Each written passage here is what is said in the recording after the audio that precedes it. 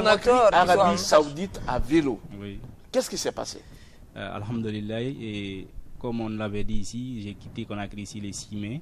Et j'ai fait Conakry-Kindia en une journée. Kindia-Mamou. Sur votre vélo? Oui. Conakry-Kindia? J'ai quitté ici dans les environs de 9h et je suis arrivé à Kindia à 17h. Ok. Donc le lendemain, je suis arrivé à Mamou, Farana. En 8 jours, j'étais à Zéry-Kouré. Et donc là, j'ai traversé la frontière. 8 jours, vous êtes arrivé à Zéry-Kouré sur votre vélo? Sur le vélo. Ok. Allez-y. En plus, je devais faire 7 jours. Sauf que la pluie m'a rattrapé à Farana une journée. Je n'ai pas pédalé le vélo. Donc du coup, ce qui a fait que j'ai fait... Mais quand vous arrivez dans ces villes, vous dormez où? Comment ça se fait? Le plus souvent, je prends l'hôtel. S'il n'y a pas d'hôtel, si je me retrouve dans un village, je vais me confier au... Les hôtels, ça vous coûte au moins combien? 150 000, 200 000? Ça dépend du pays, parce qu'en Côte d'Ivoire... Non, je parle de la Guinée, sur le territoire guinéen d'abord. Seulement à Farana, j'ai pris une chambre d'hôtel à 70 000. Ok. Et donc... c'est quand même raisonnable. C'est raisonnable. Ok. Farana, Zéry-Kouré. Vous êtes à Zéry-Kouré, qu'est-ce qui s'est passé?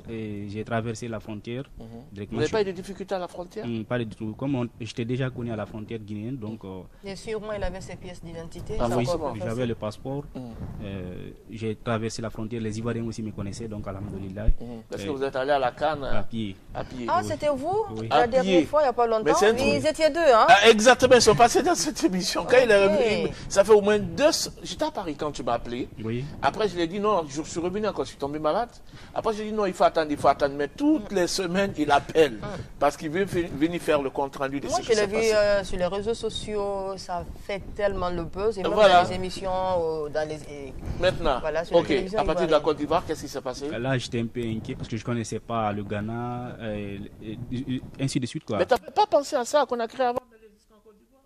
Non, j'avais pensé, mais c'était un défi que je me suis lancé. Donc, alhamdoulilah, déjà avant d'arriver à Yamoussoukro, il y a une ONG qui m'a contacté. Et je pense bien que c'est Habitat pour la Co internationale. Donc, ils m'ont aidé. Quand je suis arrivé à Abidjan, ils m'ont logé. Donc, ils m'ont mis en contact encore avec d'autres partenaires qui étaient au Ghana. Donc, arrivé au Ghana, à Accra, c'est eux qui m'ont logé. Mais quand j'étais dans les différentes villes du pays avant d'arriver à Accra, je me débrouillais tout seul. Une fois, j'ai dormi à la mosquée, comme il n'y avait pas d'hôtel. À l'intérieur de la mosquée? Oui, à l'intérieur de la mosquée. C'est pas la nuit là? T'as pas eu peur? Parce que nous, on nous a fait savoir que quand tu passes la nuit là, il y a les gens qui arrivent. Eh ben oui, quand on était tout petit, hein. Donc ça veut dire que c'est pas vrai, quoi.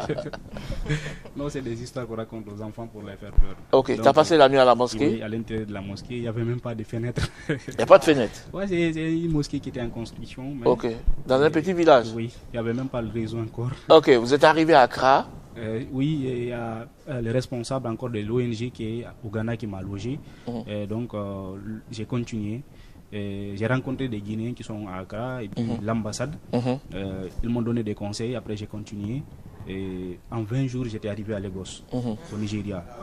Donc, à partir de Lagos, on m'a donné des conseils comme quoi il n'y a pas de sécurité, surtout au nord du Nigeria. Ok, c'est-à-dire que du Ghana à Accra, au Nigeria, ça vous a pris combien de jours? J'ai oublié parce que Ghana, je pense bien j'avais fait quelque chose de 5 à 6 jours au Ghana. Et après le Ghana, directement, je suis arrivé à Lomé, au Togo.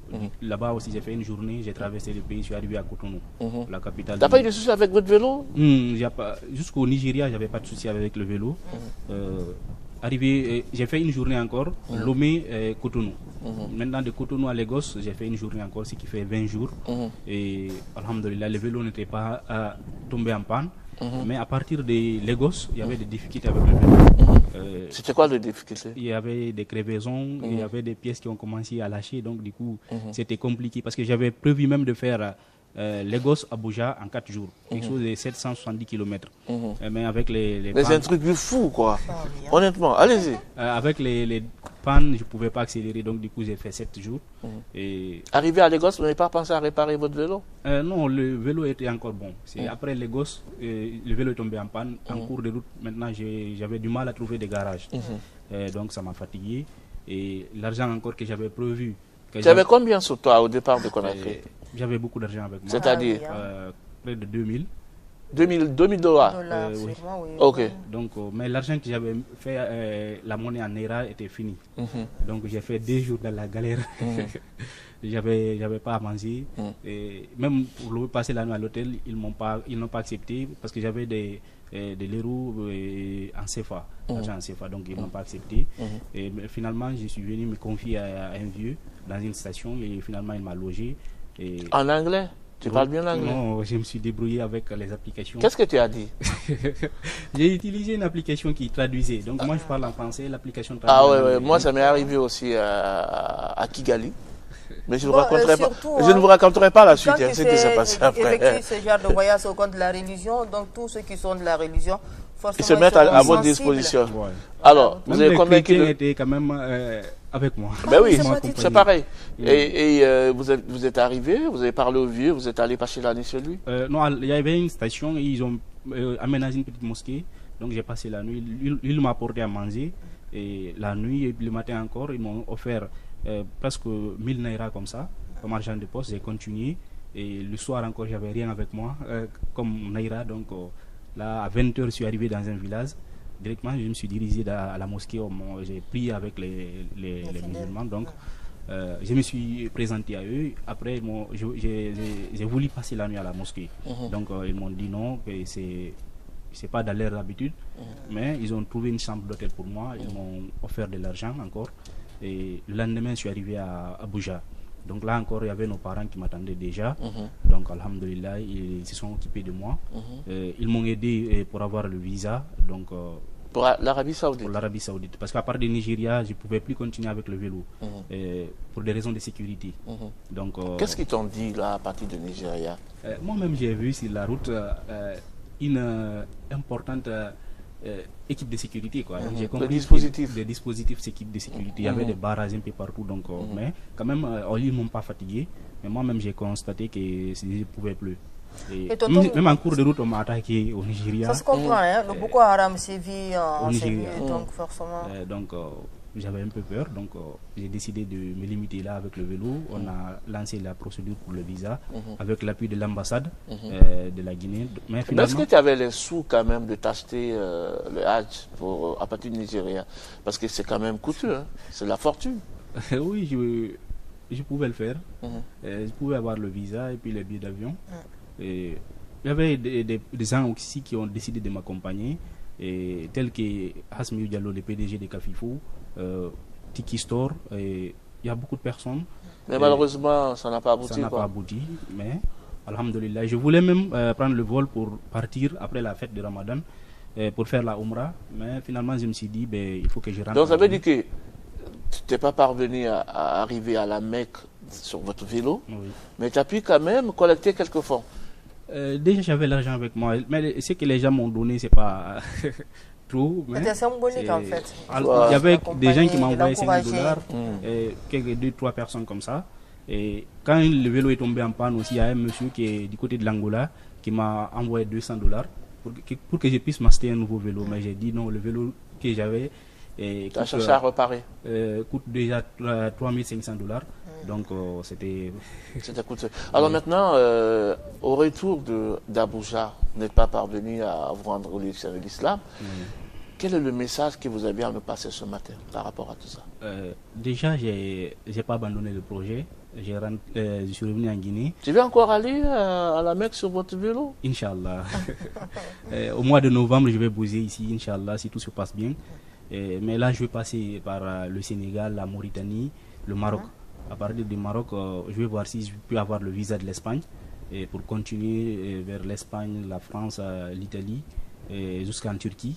Je continue en Irak et puis je reviens en Arabie Saoudite. Parce que la Libye aussi c'est compliqué, avec le désert aussi c'est trop difficile. Donc tu n'avais pas bien pensé au trajet pour la première fois que vous êtes lancé au début?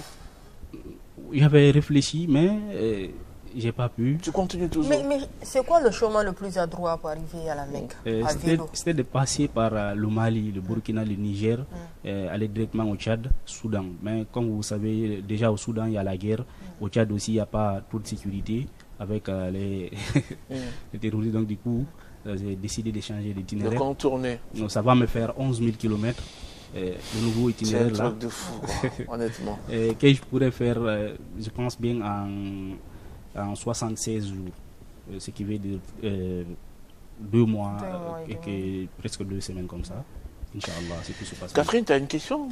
Bon, moi, chez nous, bon, les chrétiens disent à cœur vaillant, rien d'impossible. J'espère bien qu'il va arriver, n'est-ce pas, à bout de ce rêve qu'il caresse depuis longtemps. Et donc, bon vent à toi. Tu as un message ce matin? Surtout aux autorités, j'ai besoin de leur accompagnement pour avoir les documents de voyage nécessaires. Surtout là, je veux passer par l'Europe. Mais c'est un peu compliqué. J'ai pris des renseignements au niveau de l'ambassade d'Espagne. Je vais bientôt déposer ma demande pour le visa. Et il y a une des diplomates de l'ambassade d'Espagne qui nous écoute ce matin. Elle est actuellement en séjour en Guinée. C'est Sitou Kanté. Voilà. Et elle veut passer par l'Espagne. J'ai besoin de leur accompagnement pour avoir les documents nécessaires pour pouvoir continuer le voyage. Vraiment, je remercie tout le monde, tous qui m'ont accompagné. Un numéro de téléphone pour vous avoir peut-être le 623 87 33 80. Encore, doucement. 623 87 33 80.